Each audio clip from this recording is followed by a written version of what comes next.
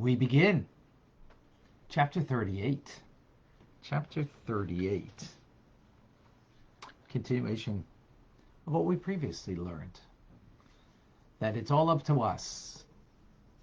We can change the world, and we are changing the world, and we will succeed. The forces of evil will not succeed. You know why? One plain simple reason. God is good, and therefore goodness has to prevail. Just a question of time. And it's been long enough. Long enough.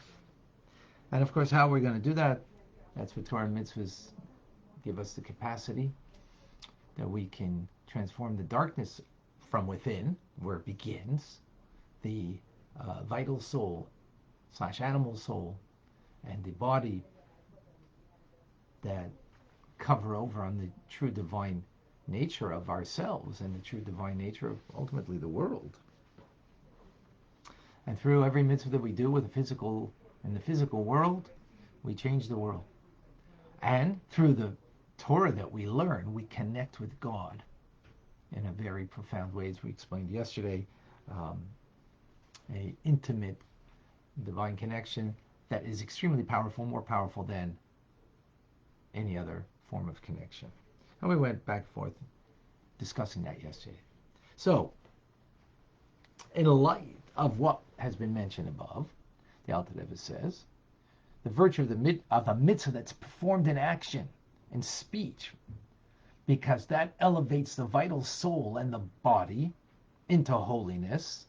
Now we can understand the halachic decision that the Talmud and the codifiers say, that if you meditate on something, on Torah, not Torah particularly, but on prayers, we'll see in detail, without verbal articulation, it's not valid.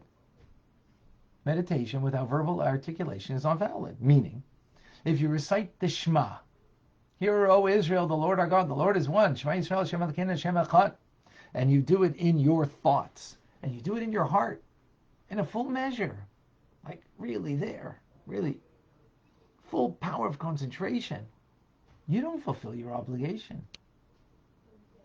You must repeat it. You must repeat the Shema, because it needs to be verbalized. Likewise, when it comes to benching, grace after meals, Birkat HaMazon, which is also ordained biblically, that we need to thank God for the food that we consume. I mean, particularly for the bread, breaking bread, right? You can't fulfill it through thought, meaning like, you take the bencher and you read it. You don't read it, you have to verbalize it. And similarly, even with rabbinic law, when it comes to blessings, right? I thought the blessing on the water over here. I can't drink this now because I thought the blessing. I have to articulate it. I have to say, Baruch atah Adonai Eloheinu melech haolam shehakol niyeh b'dvarei. L'chaim, everybody. Maim chaim, the water of life. So if I didn't articulate it, I couldn't drink from it. I have to articulate the blessing in order to fulfill my obligation of making the blessing before partaking in God's world. So,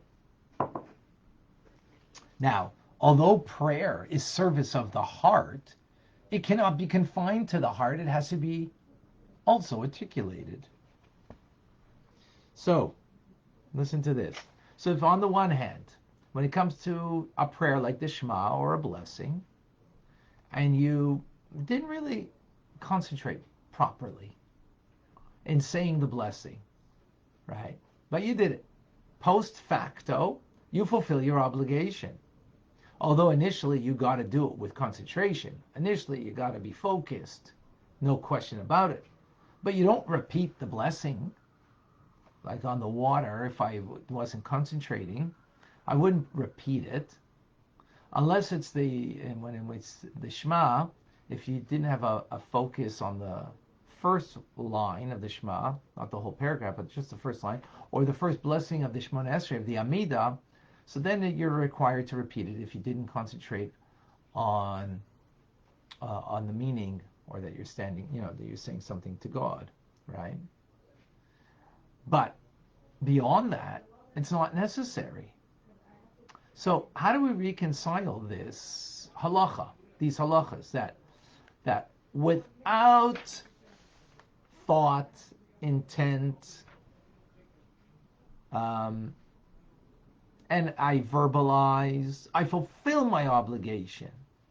But if I had great concentration but did not verbalize it, I didn't fulfill my obligation. I have to now verbalize it. Why? Well, that's what we explained in the previous chapter. It's because our divine soul doesn't need to be perfected through the mitzvah. The divine soul doesn't need the blessing.